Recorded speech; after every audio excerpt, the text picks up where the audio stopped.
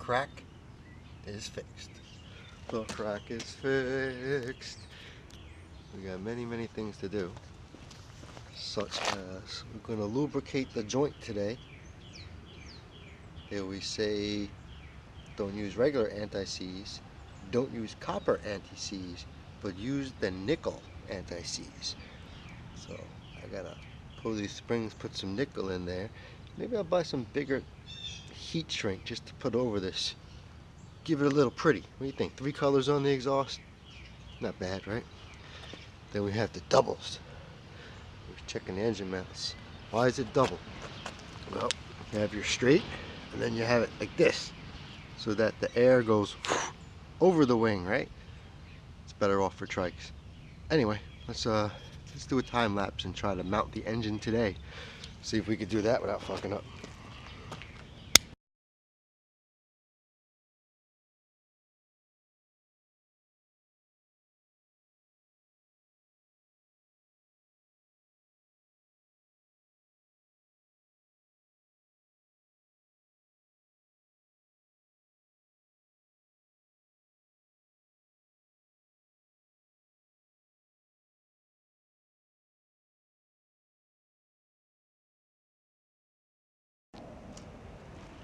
Of course, I got the battery warning, so I have to go. Plugs in the camera, but that'll work for now. We got it mounted. We'll leave the guards off. We'll finish the touch-ups, the tuning, the belt checking, all that good shit, and another season of flying. Last little tidbit, last little bit of information, because I know people are gonna ask, why the fuck are those wheels so short? The reason why is it goes inside on a trailer, and it's a 5x8 trailer. So the trailer's only 5 feet wide. So the question is, why the fuck would those wheels be so short?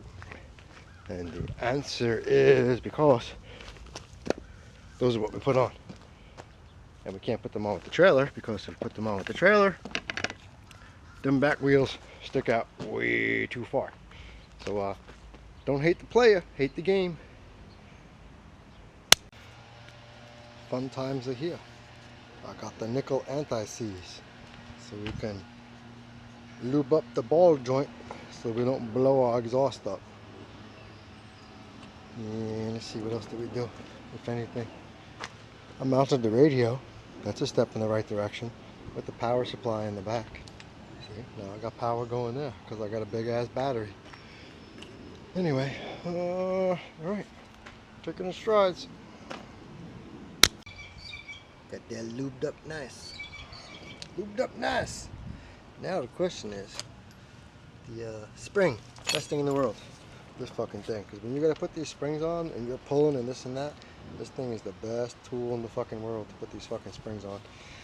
And then I put some heat shrink wire around the safety wire. Because after I put the springs on, I put the safety wire through. And then I usually put silicone on the outside of the springs there. Keeps that blah blah blah blah, that fucking dingy noise that you get. But that's just what I do. You do what you want to do.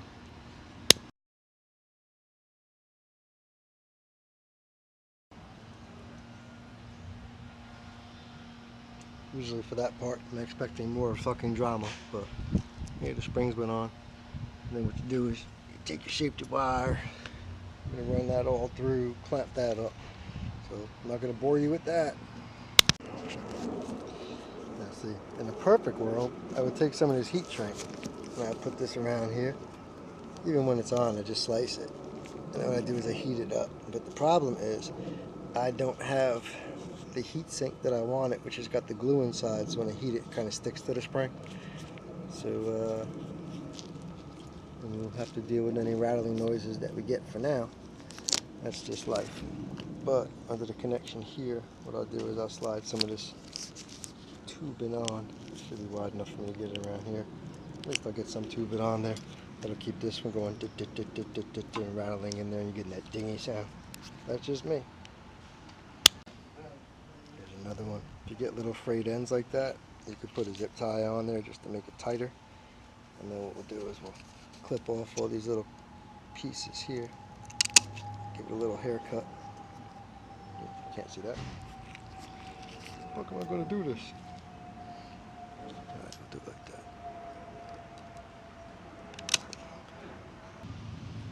So, until I get the heat shrink that I want. Electrical tape. That's right, I sold out. Then once I get that other tube and I'll put it on there. I'll put it here so the spring doesn't vibrate. You can either put silicone down into the spring, or you can put it on the outside. Sometimes I put it both on the inside and outside. At least if the spring breaks, it's going to snap. Maybe the silicone will keep it from snapping. The safety wire should keep pieces in there, but at least if a little piece snaps, it's not going to fly through your prop and nick your prop up. But you do what you want to do. And that's it. So we'll put the guards on, propeller on, all that good stuff, and maybe we'll start her up today, maybe. I don't know. It's the first fucking warm day of the year. People gotta run around with their fucking bikes and make noise because they're scared to ride them down the street. Alright, got a propeller on.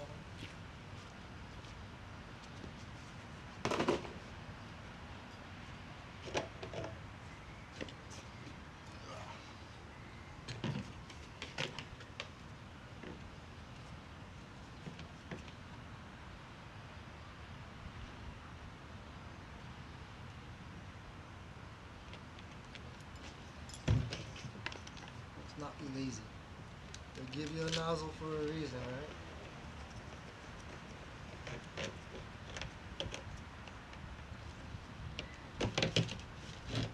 They give you a nozzle for a reason.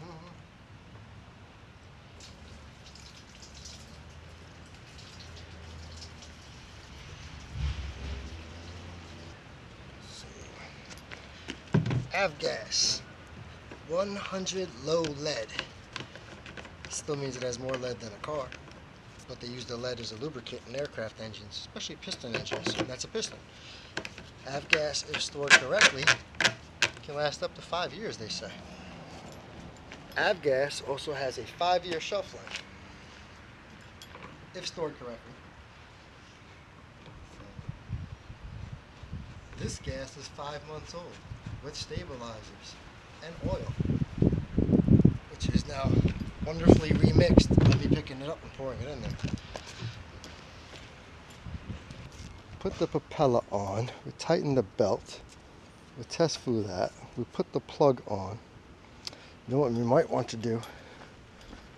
We actually might want to reconnect the battery so it starts. That would be a dandy swell idea, wouldn't it? So negative to negative, and we have a regular power for the trigger, then we have the fused power for the wee-way, which only has a 10 amp fuse in it. I don't know how many amps it's going to pull. And we have the strobes coming on, but the power don't go out from that main until we hit the power switch. We'll get to that in a second. Let's prime her up. This is my magical zip tie that I use to push the priming bulb in so I don't damage anything. Get fuel coming to the line. I got fuel in this filter. There's another filter in the tank. So 1 filter, 2 filters, and then the tank. And I don't know. See if I fucked anything up or not. That's the exciting part, right? Let's see.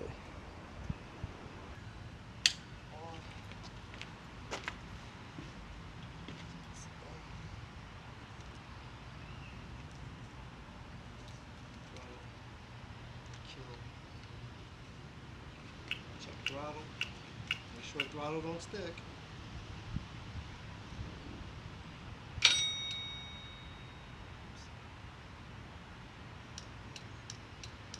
I think I just killed the fucking 10 amp fuse I had in there.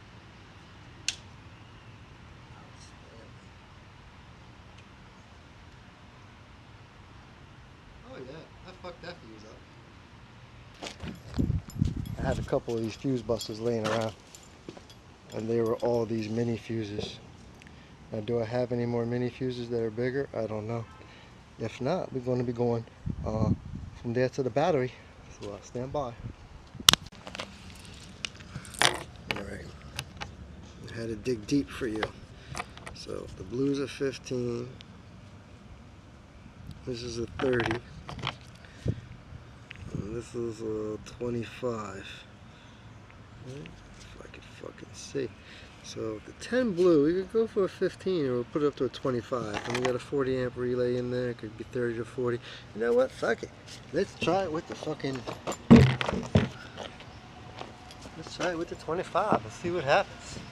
It's all science, right? Gotta learn sometime.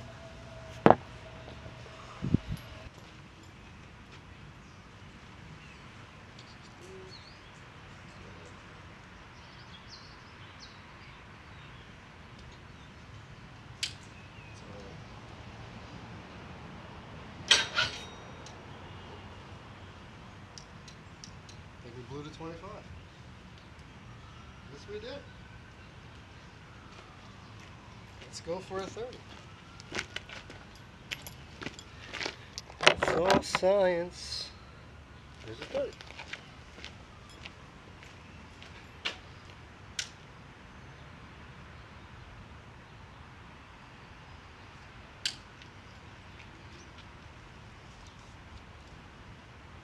The three revolutions you made, it sounded good, right?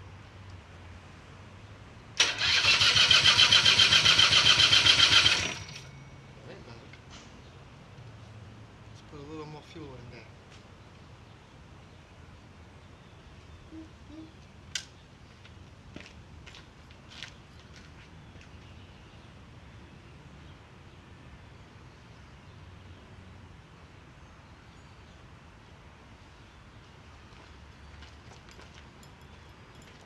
You thought me finding those fuses took like 5 minutes. That should took like a half an hour.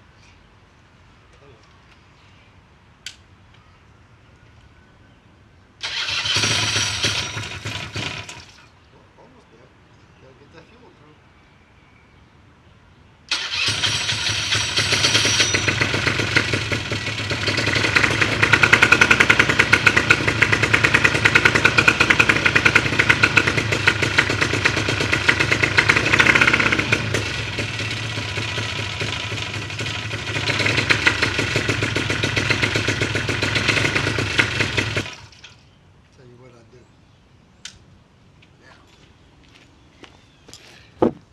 Set the jets where I usually have them.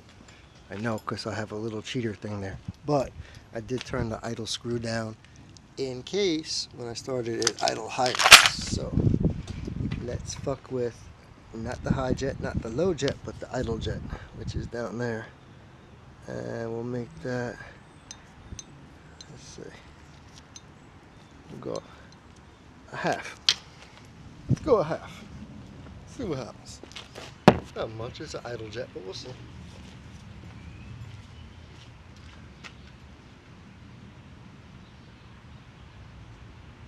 Power on it.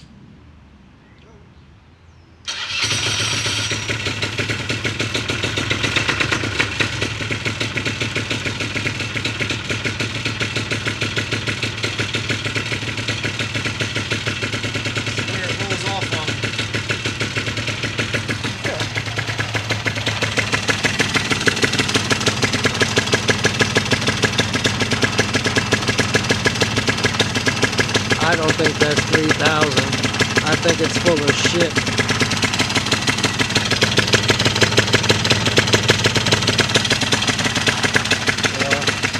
Alright, I won't bore you with the noise, but that's it for the annual tune-up.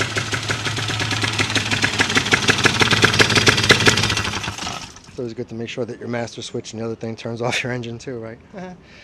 Alright, so let's just go through the year in review. So, I've been running. Let me show you what I've been running. Fuck it, we're here, right? I've been running avgas, which gives you a little more carbon buildup, and it ignites at 500 degrees, where other gas is 400 to 450, so you need a good spark to ignite avgas. True in that. Carbon buildup wasn't much. We've been running for a year now, since, last season, beginning of April. We use Sabre. Here's the deal with two-stroke oil.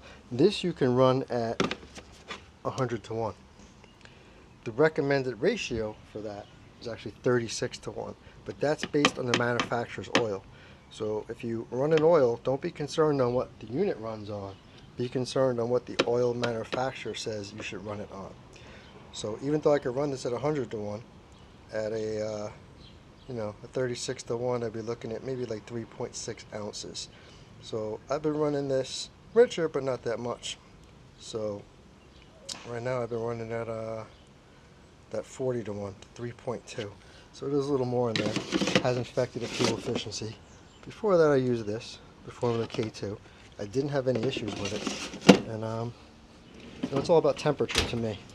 Another thing I also add in is I pour this in there because it it treats 1 gallon, and according to this it cleans and lubricates carburetor, which I have. Injectors I don't. The valve and seats don't have it, but really can't hurt it.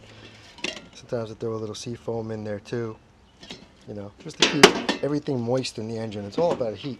Most people have engines and the engine explodes from the heat. Most of the things I've been running here, last time I was in flight was 337.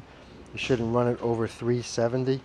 So for me to be in cruise in 337 is pretty much as low as it's going to go, where I'm not adding too much fuel that I'm losing RPM, because I still hit with this carb 72, 7400 as a max. And how much can you trust that tachometer? I don't know. A lot of people lose the exhaust. I just grabbed my fucking fingers like a dumbass. But yeah, copper bolts. Copper deals with the heat better, so make sure your head gasket, you have copper bolts. Make sure you got a gasket in between your head. Other than that, cleaning up the magnetos. I tend to put orange on a lot of shit just so I make sure I check it, from the brackets to the torque to all that things. I've been running my propeller hub. These are called Nord locks. They're a washer that binds to another washer. So I have it on 3 of them, not on the other 3. And I check the torque every flight, and I have it set. And then the torque wrench, I try to break them loose and tight. Never had an issue with anything coming loose on the regular bolts. I kind of like the Nord lock idea behind it, where the bolt grabs into the lock grabs into the plate. But you can look them up. It's like nordlock.com or some shit like that. That's it. Check your exhaust brackets, make sure the rubber's centered. I lost a piece of rubber on one of my flights. You can see it fly up and hit the propeller. Luckily, I didn't have nylon bolts. So these are nylon bolts, and they're double nutted. So one nut was on, and the second one tightens to the first one, just to reinsure that nut. And the first nuts I ran, I didn't use nylon. Stupid ass, I am. And the bolt flew off, the bracket came loose, the rubber came up, but the bolt came off and it just chipped the prop. But I have this wood prop, and I have the good carbon fiber one in there, so no biggie. But you know what? Let's warm it up, and we'll see what we can max out here. How's that for fun? It's gonna be noisy. Noise alert.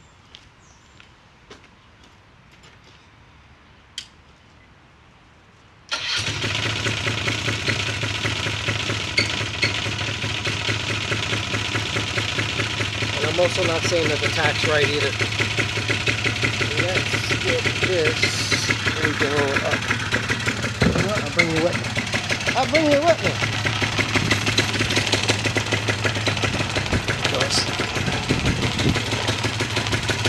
Not enough power that it will take you for a ride, so that's the best way to mount the Trike. Like I said, I don't trust the tack. I think it's a liar. So I'm going to let it warm up to about 190. That's the recommended operating temperature. I know people talk about I warmed it up for a couple minutes. It's actually supposed to be 190. Max temperature is 370. 190, 200 start, 300 your max, right? So let it warm up.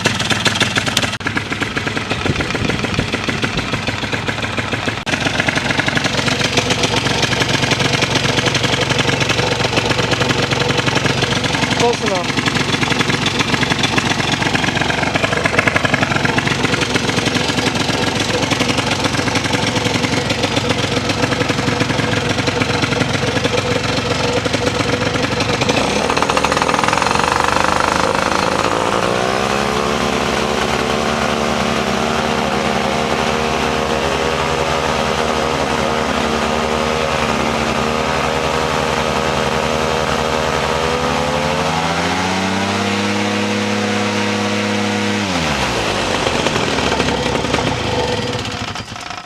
So that was 7100 on there. So it bees what it bees, kids. See you in the air hopefully soon.